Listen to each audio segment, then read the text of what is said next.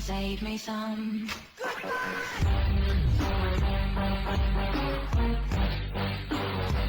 Hello, my friends. How you doing today? I am doing well, and yes, I'm out of work, and I got some stuff on my porch, and I'll tell you, it bothers me. It bothers me when I get my notifications at work, and it says that there's stuff on the porch, and it's a rainy day, because I wonder whether or not it's on the porch or it's in the mailbox. Now, if it's in the mailbox, it's not taken care of. It's not under any cover. The mailman usually leaves the mailbox open. That means the rain gets on, and I was expecting a few items that were a little bit sensitive to the environment, sensitive to the elements. That's what I was looking for. The elements, yes. Yeah, that's what I say about that. So I do have two items I want to open. One of them I'm feeling a little bit like, oh, I hope it came out. I hope it's the one that comes in this. It says "Do not bend." It says "Do not." I'm gonna show you the front here, because you know anytime it says "Do not bend," but then look, ironically, let me do this like this. Look, do not bend. Ironically, it's bent. It's bent over here. It's bent over there. Strange how what. I don't know why people spend their money on these stickers. Do not bend. What's the other one that they fragile. I don't know why they buy sticking these stickers on these things, because the mailman he don't care. And I have another package here that came from, where did this come from? Well, this one came from Dustin Chavez.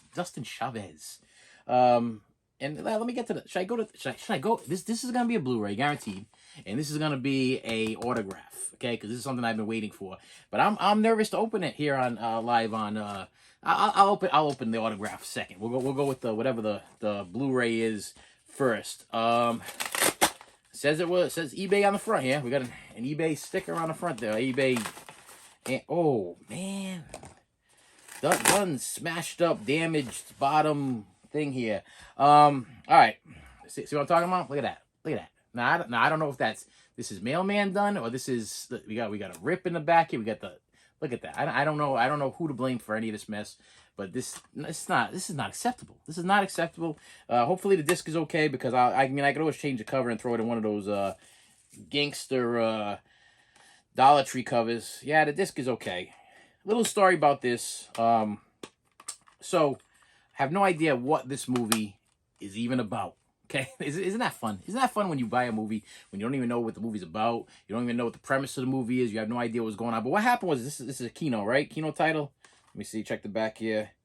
Scorpion title. I'm confused now, because I could have sworn Kino put this thing out, but this definitely says Scorpion Lakeshore. Okay, all right. Little confused now, because I'm pretty sure this was also put out by Kino. But anyway, nevertheless, it was Kino. It was Kino. It was not Scorpion. So anyway, I was on Kino one day, and they put out their new releases, and I was like, well, the cover of this looked a little tempting. You know, it had like that feel of an 80s comedy, a little romp, okay? And I was like, maybe I should buy that. But as you know, Kino, okay, if you are a collector, Kino doesn't really give you a big deal on your items. Like, for some reason, like if you go to Amazon, you spend, I think it's like $50 or $30, where you get free ship, and most of the other places you get free ship. And I just bought something from Scream Factory, and they said, okay, you spent enough, you get the free ship. And I bought that ring. I pre-ordered that ring box set. They were okay, free shipping. But for some reason, Kino, in the area that I live, I do not qualify for any kind of free shipping, so I don't order from Kino. That's the only company that I do not order from, and I wish I could, because they do have really good deals. But the math doesn't figure out. It doesn't come out right, because let's say they have a deal where the Blu-ray itself is like $7, $6 and change for having a Blu-ray sale.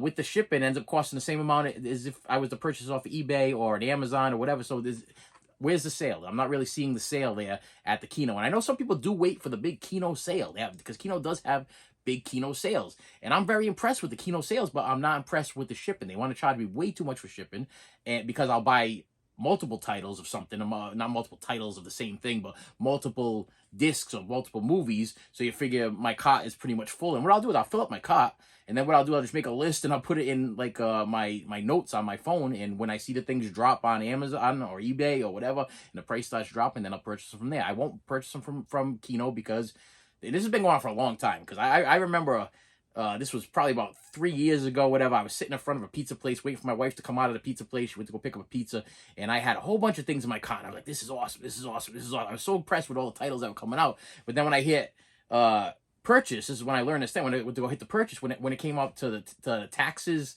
and the shipping rate, I was like, this is not cheap anymore. Now this is a lot of money. They're charging me like almost $30 just for shipping. This is crazy. So it didn't make any sense. But anyway, the title that I'm going to show you, and you can give me some feedback on it if you've ever heard of it. It's called Delivery Boys. Yeah, look, it says Delivery Boys. Oh boy, do they deliver? Yeah, it's rated R, okay, which is great for an 80s comedy romp. You want them to usually be rated R, like DC Cab and those kind of 80s comedy romps, you know what I mean? So it's rated R. But the other thing that kind of threw me off is that it also stars where's his name? Hold on a second. Where is it? Mario Van Peebles. And I gotta admit, I'm not a big Mario Van Peebles fan. I don't exactly know where Mario Van Peebles came from, but I do remember him very, very. I believe he was either the writer or the director, and he also had a role in New Jack City with Ice-T and Judd Nelson. And I love New Jack City with the Wesley Snipes. That's one of those classic movies like Boys in the Hood that you just need to watch as part of like your gangster collection. You know what I mean? And I loved the movie, but I don't know. I've always had an issue with Mario Van Peebles. I don't know. Maybe it's because his name is Mario Van Peebles. Why couldn't his name just be Mario Peebles? Why is Mario? Just listen to that.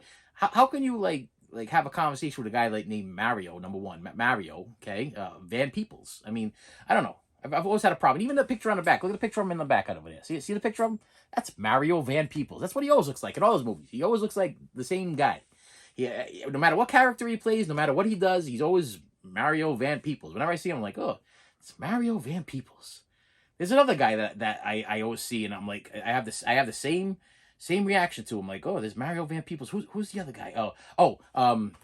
Antonio Banderas. Antonio Banderas. It's fun to say, but he's always Antonio Banderas. Every time I see him in a movie, no matter what character he's playing, he might be in Spy Kids, he might be in Desperado. I'm like, it's Antonio Banderas. Okay, he even did a movie. I believe he was in like Hitman's Wife or Hitman's Bodyguard's Wife. One of those movies. He was in one of those movies where he just popped up. He was like the bad guy or the good guy. He was somebody, and I'm like, it's Antonio Banderas. Okay, so yeah, Mario Van Peebles. He's in the same boat as Antonio. If I had to put two people in a boat and send them on their way, it would be Antonio Banderas and Mario Van Peebles. And no particular reason. It's just I have a hard time with their names. It's just I don't know, kind of funny. It's funny. I don't know. Delivery Boys. If you know anything about it, tell me. I mean, it's got a big write-up.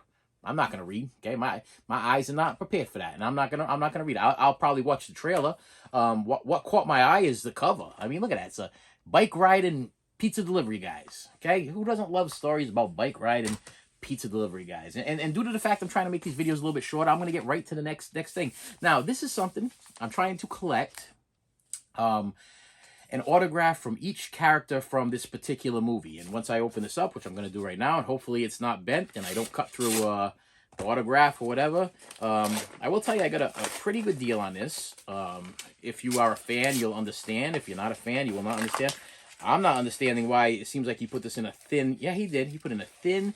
So I thought this was in a hard plastic cover. It's not in a hard plastic cover. And for the amount of money I paid for this thing, because this is a $100 item, okay, autograph, okay? So you would think that they would put it in a hard plastic something if you're going to spend $100 on it. And it says do not bend, which it did not bend. I mean, technically, the cardboard bent, but the thing itself did not bend. And it is Beckett authorized, but now I have to go find some hard plastic to put this in until I get my screw-down cover, which I'm going to order right after I get off of this little recording here. It's an autograph picture of Richard O'Brien, who played Riff Raff in the Rocky Horror Picture Show. And so I got the Tim Curry one. That's all I got so far. But I do want to go after Brad and Janet, Susan Sarandon, and I also want to go after Magenta and wow, whoa, drawing a blank. Magenta Isabel. Wow, Riff Raff. Magenta.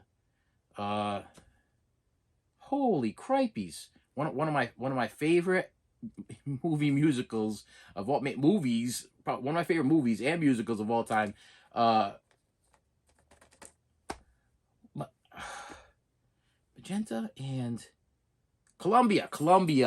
Yes, I'm going after Columbia and Magenta's next, and I'm probably gonna after that go after the Susan Sarandon one, because it seems to be like the Susan Sarandon one is one of the higher ones, and then of course is Meatloaf, and Meatloaf passed away. He's probably the highest one, so I'm probably gonna wait till I put some money away, and that would be my big purchase. And this was printed on film stock or whatever, no, film stock, picture stock. So this is the real deal. It's got the Beckett scanning authorization thing there. They don't give you the little cards anymore. Now it's strictly with your phone. You scan it in, and it will tell you that the thing is real. But yeah, since I have the Tim Curry, I figured the next one in line would definitely be Richard O'Brien, because he was the writer of all the music, and he was also to me, it was Tim Curry and Richard O'Brien were the stars of the show. I mean, to me, they had the best songs. Okay, they had the best look, they had the best storyline, and then you got Brad and Janet, which without them there wouldn't be any story. But Brad is, if you're collecting autographs and you're after Rocky Horror Picture Show autographs, it actually goes like this. Tim Curry is the highest, okay, most expensive, which is kind of odd because he's still alive. But second most expensive is Meatloaf, and then it goes Richard O'Brien, and then it's Susan Sarandon. Or Susan Sarandon and Richard O'Brien are kind of in the same thing, around $100 and $120, around that same thing there. And then Brad is probably the lowest. Actually, the lowest one is the guy that played Rocky. I can get him for like $30-$40 at any time. But I'm gonna put that in some hard plastic. That's where that's gonna go. But I mean, I gotta give a little small props to the mailman. I mean, it's not destroyed. He didn't destroy. I like the fact that it's not only autographed over here, but Richard O'Brien also put music notes in different areas, which I think it caught my eye. I thought it looked cute on the wall. Look cute on the wall. With that said, my friends, listen, do me a favor. Please hit that subscribe button. I post every Tuesday, Friday, and Saturday, whenever anything big happens, and just whenever I feel like it. You're guaranteed to get a Tuesday, Friday, and Saturday. So hit that bell, hit that subscribe, hit the like button, do all those things, and I will see you later. You should have saved me some.